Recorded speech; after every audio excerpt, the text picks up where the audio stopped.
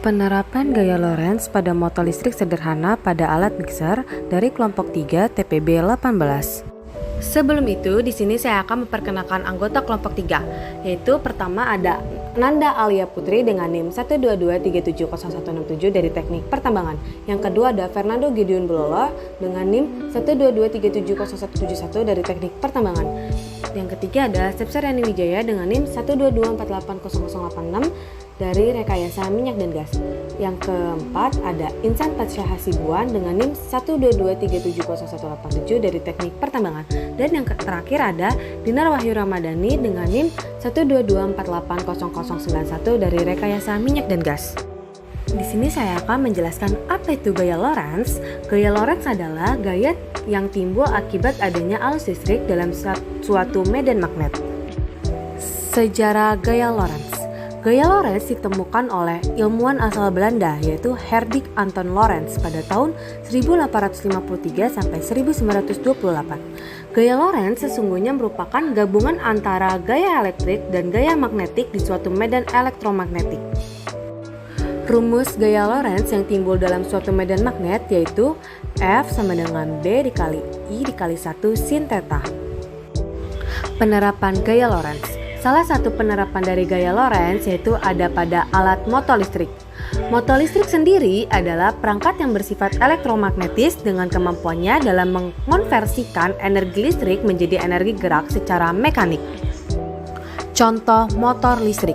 Motor listrik biasanya ditemukan pada alat-alat elektronik seperti mesin cuci, pompa air, kipas angin, mixer, dan yang akan dibahas pada video ini adalah mixer. Sebelum kita membuat mixer, di sini ada alat dan bahan. Yang pertama ada botol kecil, terus 2 buah baterai, lem tembak, dinamo, saklar, kawat, tang, pipa paralon kecil, dan solder. Cara pembuatan alat. Yang pertama-tama kita harus siapkan wadah sebagai tempat baterai. Kemudian buat lubang seukuran tempat baterai.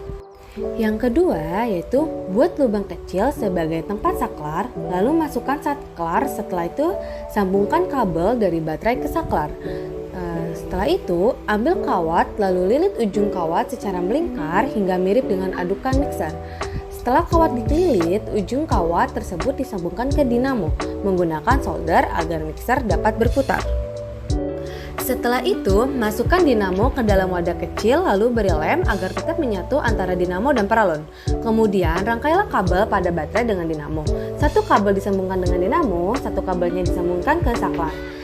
Dan setelah itu, nyalakan saklar dan mixer siap digunakan. Hasil dan pembahasan. Prinsip kerja mixer pada percobaan. Prinsip kerja dari mixer yaitu bermula ketika arus yang dihasilkan oleh baterai masuk ke dalam saklar yang kemudian mengalir ke kawat sehingga menghasilkan medan magnet yang nantinya akan menghasilkan gaya. Selanjutnya yaitu kawat yang membawa arus pun dibengkokkan menjadi sebuah lingkaran sebagai batang pengaduk.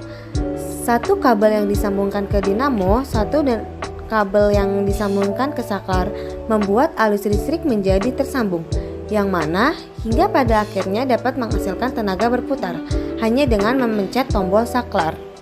Hasil dan analisis. Pada percobaan pembuatan motor listrik sederhana, mixer yang merupakan salah satu contoh penerapan dari gaya Lorentz ini didapatkan hasil bahwa mixer sederhana dapat bekerja. Ada beberapa faktor yang mempengaruhi kecepatan dari motor listrik, yaitu yang pertama, jumlah lilitan. Semakin banyak lilitan, maka semakin besar medan magnet yang dihasilkan. Yang kedua, daya magnet. Semakin besar daya magnet yang diberikan, maka semakin cepat kumparan berputar. Yang ketiga, arus listrik yang mengalir. Semakin besar arus listrik yang mengalir, maka semakin cepat kumparan berputar. Yang keempat, panjang kawat. Semakin panjang kawat yang digunakan, maka semakin besar gaya yang bekerja. Dan yang kelima yaitu jarak antar kumparan. Jarak antar kumparan juga mempengaruhi kecepatan perputaran kumparan. Dengan faktor tersebut, maka jika dikaitkan dengan percobaan pembuatan mixer sederhana dapat dikatakan bahwa Dengan banyaknya jumlah lilitan, besarnya daya magnet dan besarnya arus listrik yang mengalir, maka perputaran kumparan atau jika pada mixer yaitu tungkai pengaduk akan berputar semakin cepat. Jika kawat yang digunakan terlalu panjang dan jarak antar kumparan terlalu jauh, maka akan semakin besar gaya yang bekerja sehingga mengakibatkan berkurangnya kecepatan perputaran kumparan. Kelebihan atau keunikan alat bisa digunakan tanpa perlu terhubung dengan listrik secara langsung.